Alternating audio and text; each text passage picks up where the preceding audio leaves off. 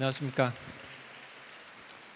자연계열 모의논술 설명을 맡은 수학교육과 이용하 교수입니다. 오늘 그 내용을 잘 보셨을 텐데 오늘 출제한 내용은 3차 함수, 로그 함수, 지수 함수, 삼각함수를 이제 소재로 했고요. 그다음에 함수의 극한, 미분, 정적분, 입체도형의 부피와 관련된 문제를 그래서 교육과정에서 이제 그 교과서 내에서 출제를 했습니다.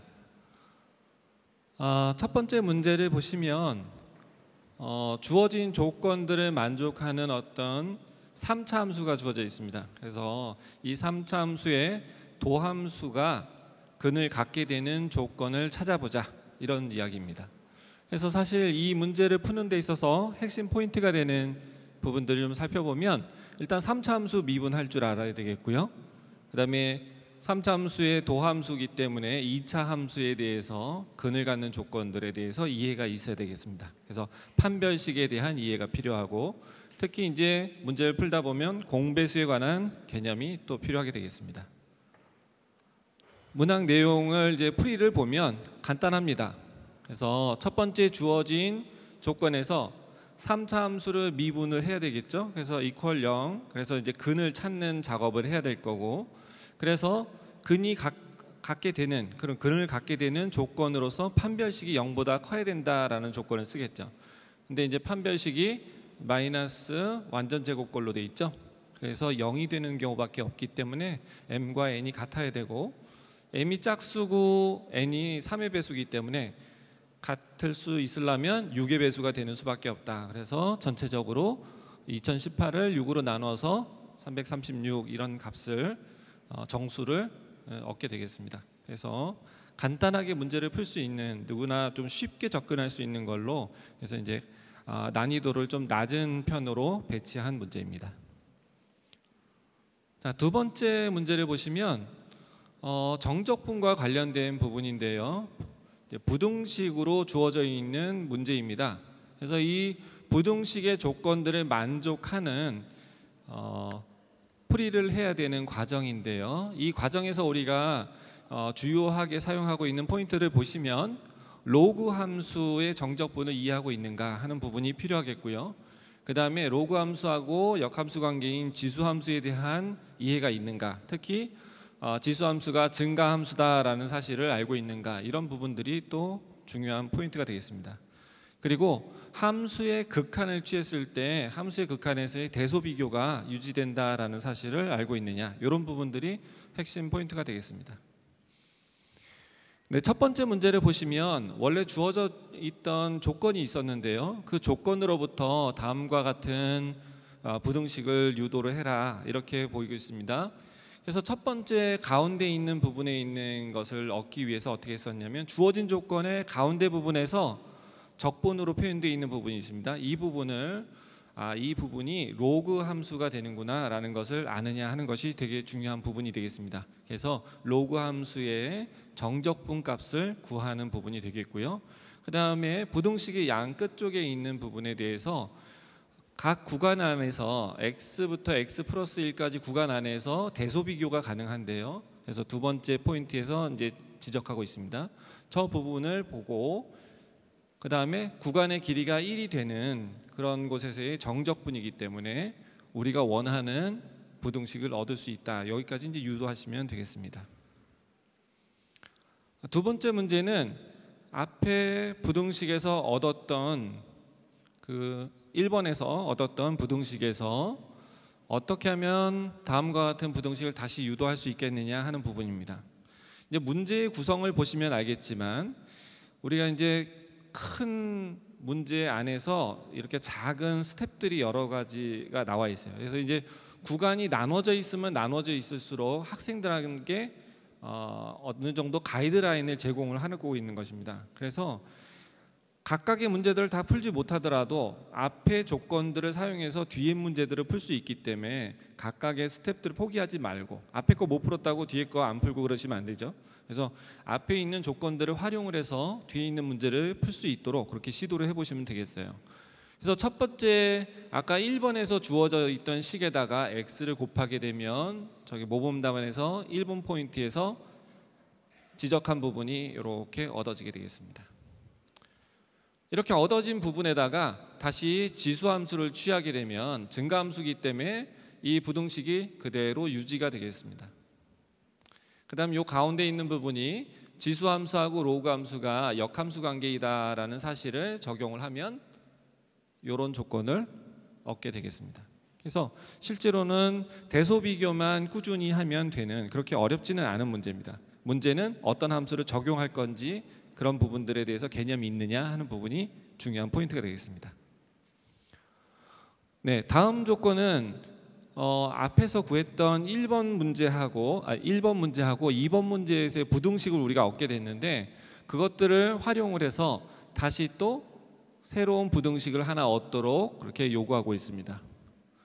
그래서 앞에서 얻었던 2번 부등식 중에서 왼쪽 부분에다가 요 함수를 곱하게 되면 이런 조건을 얻게 되겠습니다.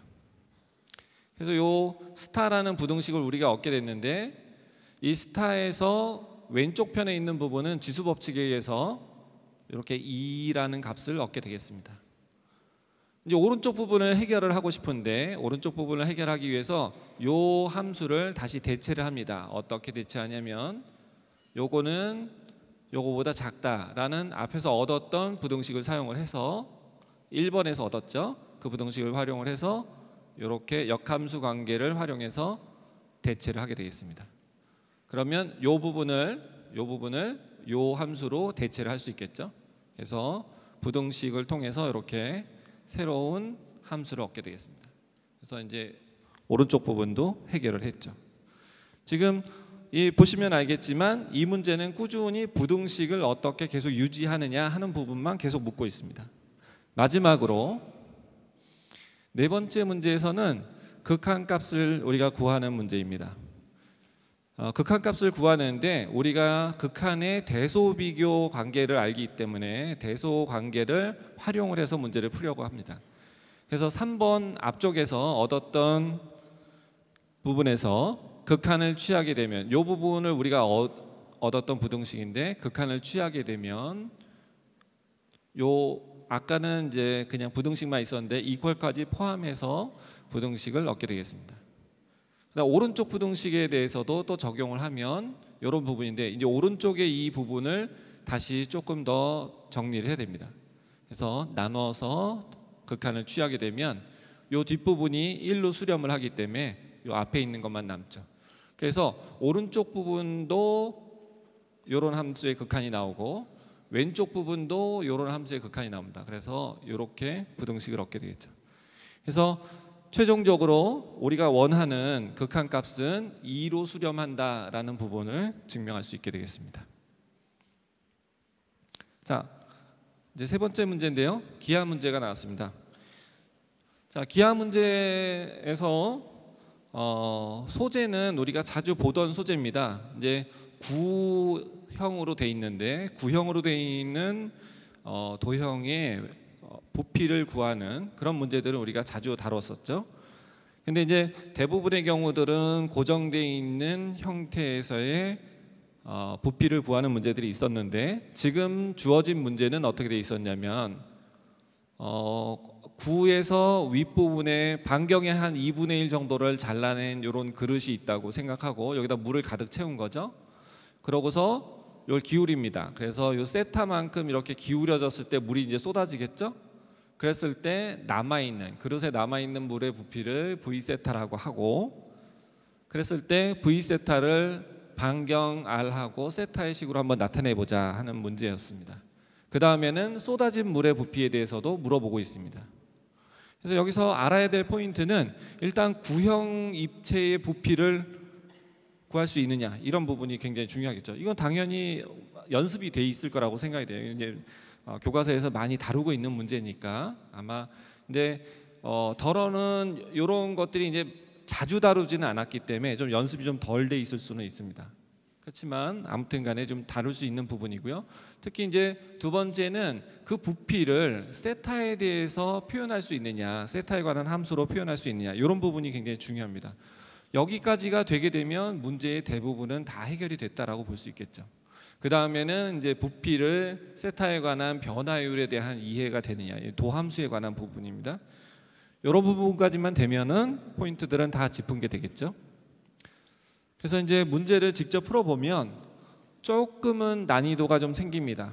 이제 보시면 우리가 이 그릇을 기울이는데 이 그릇을 갖다 얼만큼 기울이냐에 따라서 우리가 좀 봐야 될 부분이 조금씩 다릅니다. 예를 들어서 6분의 파이를 넘어가기 전까지 기울이면 6분의 파이는 왜 6분의 파이가 중요한 값이었냐면 요 반경이 여기 남아있는 게 2분의 r이기 때문에 그렇습니다. 그래서 여기 삼각형에서 보시면 요 부분이 6분의 파이가 나옵니다. 그래서 요 부분을 넘어가기 전까지를 지금 표현한 것입니다. 그래서 6분의 파이를 넘어가기 전까지를 표현을 해보면 그릇에 남아있는 물은 여기까지 이렇게 채워져 있겠죠. 그래서 이 남아있는 부피를 재는 데 있어서 가장 중요한 부분이 요 물의 깊이입니다. 그래서 요 x0를 알아내느냐가 이 문제의 핵심 포인트가 되겠습니다. 그래서 요 구의 중심을 원점으로 하고 이 깊이를 x축으로 하는 구에 대한 부피를 구하는 방식을 적분을 통해서 계산하면 되겠습니다. 이런 부분은 이제 많이 연습이 돼 있겠죠. 그래서 그 부분들을 적용을 해보면 우리가 x0의 길이를 갖다가 삼각비를 통해서 계산을 할 수 있고요. 그래서 여기부터 여기까지 적분하는 걸로 되고, 적분 함수는 적분하기 아주 좋은 형태의 2차 함수 꼴밖에 안 나옵니다. 그래서 적분 자체가 어렵진 않습니다. 적분 자체가 어려운 건 아닌데 적분 구간을 구한다든지 이런 것들을 설정한다든지 이런 부분들이 아마 연습이 필요할 겁니다. 그러고 나면 자연스럽게 V세타는 쉽게 구할 수 있고요. 이 설정하는 부분이 가장 중요한 포인트가 되겠고요. 똑같은 방법으로 이제 2분의 파이를 넘어갔습니다. 여기까지가 2분의 파이였는데 그걸 넘어가 버리면 그때는 이제 더 많이 물이 쏟아지겠죠. 그래서 그때에 요 물의 깊이가 이렇게 되겠습니다. 그래서 반경보다는 좀 작아지는 쪽으로 되겠죠. 그래서 x0를 구하게 되는데 x0가 이렇게 표현이 되겠습니다. 그래서 요 똑같이 원점으로 요걸 원점으로 보고 요 부분을 x축으로 보고서 구의 최적을 구하게 되겠습니다. 부피를 구하게 되면 이런 함수를 구하게 되겠죠. 적분 구간만 바뀐 걸 알 수 있습니다. 그래서 함수가 나오는데 앞에 나왔던 함수랑 이 함수랑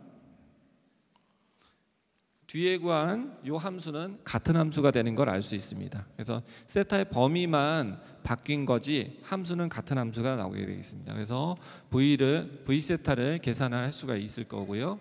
그러고 나면 두 번째 문제에서는 쏟아진 물의 양에 대해서 물어보고 있습니다. 쏟아진 양은 원래 있던 물에서 남아있는 양을 빼면 되는 거기 때문에 요거 자체는 어렵지 않습니다. 또 한 가지 조금 더 계산을 해야 된다고 하면 원래 가득 차 있는 물의 부피를 아느냐, 요것도 또 계산을 해야 되는 부분입니다. 그래서 여기도 조금 더 계산을 해야 되는 부분이고, 요걸 하고 나면 나머지 미분은 어렵지가 않아요.